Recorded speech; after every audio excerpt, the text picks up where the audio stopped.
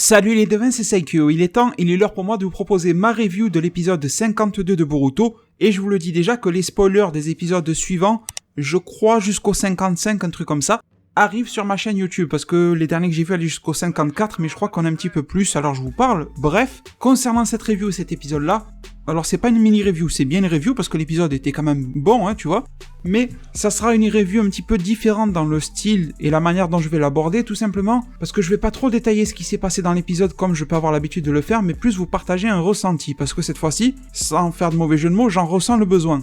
En fait, déjà, pour vous donner un avis bref et court, eh bien, tout simplement, cet épisode 52, il est dans la lignée du 51, c'est clair et net, c'est la suite pure et directe, y a pas à dire, et donc il fait remonter drastiquement le niveau de la série Boruto en animé depuis ces dernières semaines. Je suis totalement d'accord, l'épisode est super cool, il y avait des passages qui étaient plutôt bien, mais malgré tout, j'ai l'impression que sur certains points, on a régressé par rapport à l'épisode 51, et je peux pas m'empêcher de le penser. Même certains d'entre vous m'en ont parlé sur mes réseaux sociaux et tout ça, et d'ailleurs les liens sont en description, Facebook et Twitter. Eh bien tout simplement que vous avez adoré l'épisode, que vous l'avez trouvé très bien. Alors oui, il est très bien, surtout quand on le compare à ce qu'on a pu avoir récemment dans Boruto. Je suis 100% d'accord avec vous, et je veux vraiment être clair sur ça. Par contre, on va en discuter après, il y a des points sur lesquels j'ai pas pu m'empêcher de me dire que c'était moins bien que la semaine dernière, ou que c'était limite pas bien du tout. Et ça, on va en parler aujourd'hui. Bien sûr, cet avis-là n'engage que moi, c'est un petit peu le but d'un avis, c'est subjectif, ça regarde que moi, et ça vous regarde vous parce que je vous le partage, mais vous allez voir que j'ai un avis très partagé sur cet épisode 52, même si j'ai passé un très bon moment à le voir, je l'ai vu plusieurs fois, j'ai pas regardé ma montre en le regardant, j'ai pas regardé le téléphone non plus, comme je vous le disais sur l'épisode 50 je crois, donc bilan très positif, mais qui reste quand même à nuancer. Alors, au final, cet épisode-là reprend l'intrigue du précédent avec le fameux Zetsu à 3 têtes, le Zetsu blanc, donc qui est une création de Kaguya et ce genre de choses. On se demande un petit peu ce qu'il fout ici. Et de manière très correcte par rapport à mes prédictions que j'avais fait dans la preview, mais aussi dans la vidéo de spoil, eh bien c'est bien une ancienne cave, une ancienne grotte ou je ne sais pas quoi, tout simplement Otsutsuki, appartenant à Kaguya et ce genre de choses. Donc elle est très importante, c'est pas juste une mine pour ninja, enfin pour villageois ou quoi que ce soit. Sauf que, contrairement à ma prédiction, ce Zetsu n'a pas été formé par Kaguya pour garder quelque chose, mais c'est plus une dégénérescence à force avec le temps, etc. Une sorte de mutation, étant donné qu'ils ont pourri dans cet endroit-là. La plupart sont morts, et certains d'entre eux sont devenus ce genre de bêtes bizarres, beaucoup plus puissantes qu'avant, mais complètement connes, il faut le dire, par rapport à l'époque. Sachant qu'avec les capacités du Mokuton, du bois et tout ça, ils sont plutôt capables de fusionner, donc ça n'a rien d'étonnant au final. Donc, je vais essayer de diviser cette review en deux parties, au lieu de faire comme d'habitude et de suivre le fil de l'épisode. La première partie, pourquoi est-ce que l'épisode était très bon ? Tout simplement parce que ce qu'il nous propose est cool. Exploiter justement les Otsutsuki, mettre en place l'arc Momoshiki, avec bien sûr encore Katasuke le scientifique qui donne quelques objets scientifiques à Boruto, et c'est cool de voir Boruto, justement, dans cet aspect psychologique-là. Boruto est en train de se démarquer du personnage de Naruto, dans le sens où Naruto, il était un petit peu têtu, voire même beaucoup, mais dans les moments clés et tout ça, il écoutait Kakashi, et il y avait une espèce de symbiose qui se faisait entre les deux, et de coopération naturelle, chose qu'il y a très peu, voire pas du tout, entre Boruto et son entre gros guillemets grand frère, et bien tout simplement Konohamaru. Cette symbiose-là n'existe pas, l'autre il lui donne des ordres qui sont censés, mais Boruto n'obéit pas, il va tenter de faire des choses, il fait des promesses, mais il ne va pas les tenir, il va tenter de se faire reconnaître à sa juste valeur. On a très bien compris que tout ça est pour introduire un petit peu plus la psychologie de Boruto par rapport aux événements de l'arc à venir qui reprendront le film Boruto The Movie. Donc ça, dans l'ensemble, c'est plutôt cool. Et même si le personnage de Boruto est en train de devenir énervant, ça veut pas dire qu'il est mal écrit. Il y a plein de personnages énervants dans les séries télé et tout ça, mais ils sont bien écrits. Leur rôle, c'est de devenir ou d'être énervant. Ça, c'est pas ça le souci. Il est pas énervant parce qu'il est mal écrit. Il est bien écrit pour être énervant, tu vois. Bien sûr qu'il est attachant par certaines phases, par sa relation avec Himawari, avec sa mère. Le fait que, justement, il nous attriste par rapport à la relation avec son père. Mais quand il est comme ça, trop tête de mule, il est énervant. Contrairement à Naruto jeune, quand il était tête de mule, il était drôle. C'est pas exactement le même effet. Et je pense que ça, c'est voulu, c'est volontaire, et c'est bien trouvé. Ensuite, qu'est-ce que j'ai bien aimé ? Forcément, nous sortir une menace telle que le Zetsu à 3 têtes, c'est très sympathique, ça fait monter la tension et tout ça. Franchement, c'est cool. Et surtout, ça nous permet d'introduire l'arc d'un point de vue un petit peu différent. C'est-à-dire que c'est pas uniquement du point de vue de Boruto, c'est pas uniquement du point de vue de Naruto ou de Sasuke, c'est cette équipe qui au final n'était pas attendue à cet endroit-là, à ce moment-là, par rapport au film ou au manga, c'est complètement différent. et ça fait plaisir à voir d'un nouvel œil en fait, ça c'est cool. Ce qui est cool, et j'en parle de manière très déstructurée, cette semaine il n'y a pas d'ordre chronologique ou quoi dans la review, ce qui est cool aussi, toujours encore dans cet aspect introduction de l'arc Momoshiki, c'est bien sûr de voir Sasuke entrer dans la dimension justement de Kaguya, et au final que tout était lié. C'est-à-dire que cette grotte a permis d'amener vers Sasuke, sauf que Sasuke n'est pas là, il a déjà déboîté de 3 Zetsu blancs, et il s'est déjà téléporté, ou je sais pas quoi, dans la dimension de Kaguya, enfin une dimension Otsutsuki. Donc ça, c'était cool, ça permet de tisser du lien entre certains éléments, parce que le film, le pauvre, il ne dure que 1h30 ou 2 heures, donc il ne peut pas faire tout ça. Mais un animé, c'est plusieurs épisodes, sur plusieurs semaines, c'est étalé. Donc l'animé fait bien les choses à ce niveau-là, et ça c'est cool. Autre chose qui est bien aussi, c'est que, par exemple, les phrases à la fin d'épisode, entre les dialogues bien sûr, entre Konohamaru et Naruto qui en révèle un petit peu plus, et Naruto qui dit que justement, si les Zetsu ont été formés comme ça, c'est peut-être aussi que Kaguya avait prévu, en quelque sorte, qu'une menace menaçante pour Kaguya elle-même arriverait et débarquerait. Donc ça fait peser un énorme mystère sur la série Boruto. C'est un foreshadowing très très classe, je trouve, parce que ça vient de la part de Naruto, le Hokage en personne, et ça fait monter cette tension. Tu te dis, putain, les méchants contre qui, enfin les méchants, la menace contre qui Kaguya s'apprêtait à se battre, ça va pas être rien, parce que quand tu te rappelles du combat contre Kaguya de Sasuke et de Naruto, et bon, Sakura a Kakashi un petit peu, mais bon, vous m'avez compris, on se rappelle que c'est le combat le plus dantesque et épique qu'on ait pu voir de tout Naruto Shippuden, de tout Naruto tout court. Pas en termes de réalisation, pas forcément, mais en termes de puissance, c'était le cas. C'était ce qu'il y avait de plus phénoménal et monumental que l'on ait vu dans cette série-là.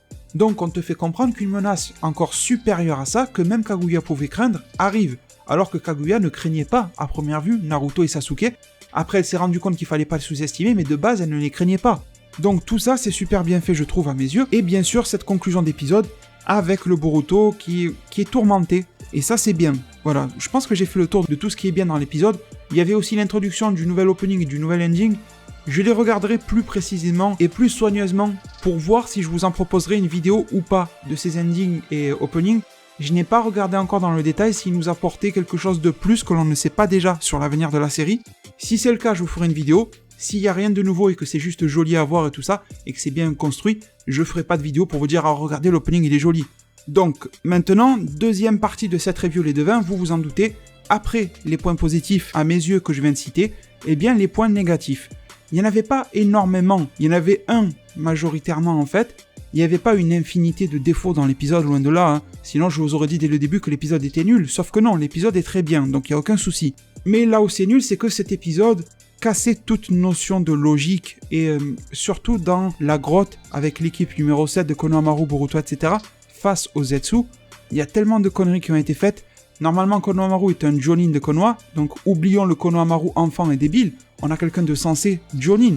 Voilà, juste, je t'ai dit Jonin, tu comprends ce que c'est. Face à une menace de type Zetsu blanc, Momoshiki machin, voilà, Mokuton et tout ça, quelque chose de très très grave, Konohamaru en a entendu parler par rapport au récit de la guerre, donc quelque chose de très important et qu'il ne faut pas prendre à la légère. Alors j'ai beaucoup aimé la décision de Konohamaru de dire aux jeunes qu'il partirait et que lui veut s'occuper de la menace. Mais par contre, là où il a mis une putain de gifle à la logique, c'est quand il a dit « Partez tout seul de la grotte et moi je vais là-bas au fond ». Et que Sarada en a profité pour lui dire « Mais écoute, si on s'en va tout seul, c'est nous qui allons nous faire attaquer pendant que toi tu te promènes au fond de la grotte. » Désolé de le dire comme ça, mais il faut être complètement con pour dire à 3 jeunes comme ça, qui viennent à peine d'être admis en tant que genin en fait, de se promener tout seul dans une grotte qui pourrait être supposément, parce que là on avait le doute, combien de Zetsu blancs à 3 têtes et tout ça il y avait dans la grotte, on n'en savait strictement rien. Et l'autre il leur dit, allez, vous avez vu là, elle fait 1 km de profondeur, je sais pas combien, démerdez-vous pour sortir tout seul. Pour moi, normalement la solution aurait été pour Konohamaru de battre en retraite avec son équipe, de retourner à Konoha, ou alors d'aller dans le village voisin et d'envoyer un message, un messager. Je sais plus ce qu'ils ont comme animaux messagers, si c'est les pigeons ou...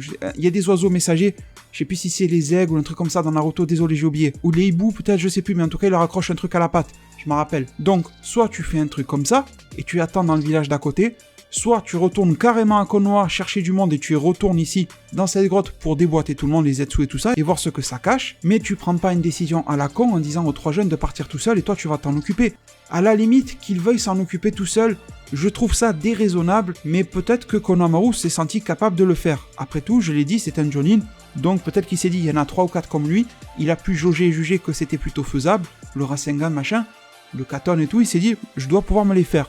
pourquoi pas, mais raccompagnez-les jusqu'à la sortie, mets-les en sécurité.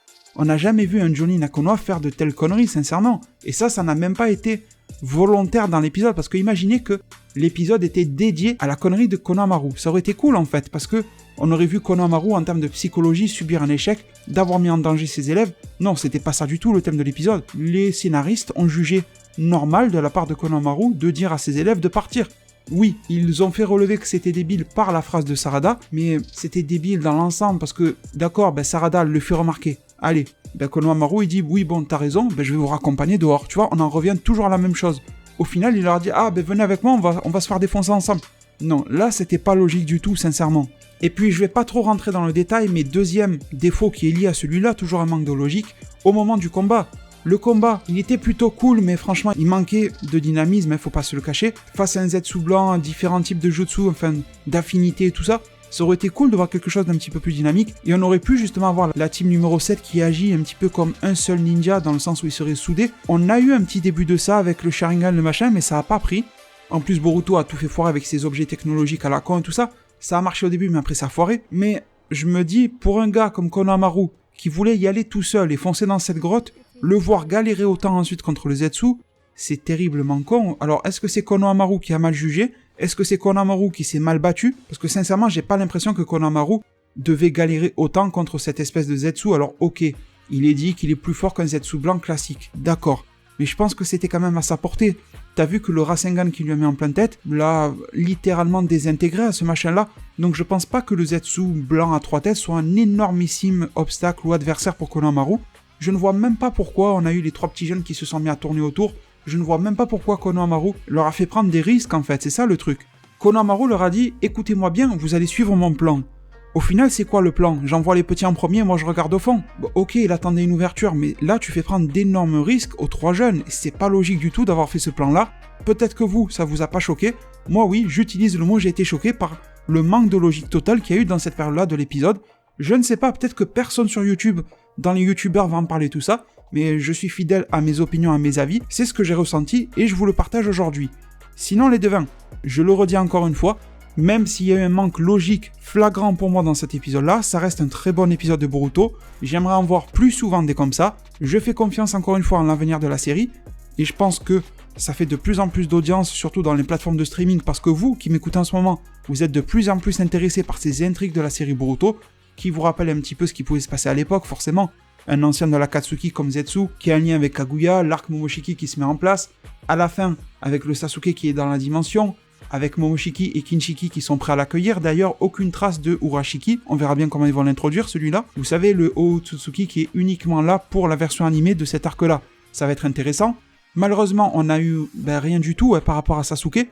Mais c'est plutôt prévisible. On se doute que dans 1, 2, 3 épisodes, il va se taper contre Kinshiki comme c'était le cas dans le film, forcément. Écoutez les devins, je ne pense pas avoir à vous dire quelque chose de plus. J'espère que l'épisode de la semaine prochaine sera au moins aussi bon. S'il peut balayer un petit peu le manque de logique qu'il y a eu à certains endroits, ça serait super cool. Mais c'est quand même très satisfait aujourd'hui que je clôture cette review, si ça peut vous rassurer. Dites-moi en zone commentaire si vous avez ressenti aussi bien les points positifs que j'ai fait remarquer que les points négatifs. On est très loin des épisodes ennuyeux que l'on avait il y a à peine quelques semaines. Donc je pense que c'est déjà une grosse réussite pour cette série dès maintenant, en épisode 52. Il est temps pour moi les devins de vous remercier énormément pour tous les soutiens que vous apporterez à cette vidéo-là. C'est super important par le biais de vos j'aime. Un petit clic sur le bouton like. C'est super rapide à faire pour vous et c'est super vital pour moi, je vous assure que c'est vrai. Prenez tous très bien soin de votre futur et à plus pour de prochains arts divinatoires.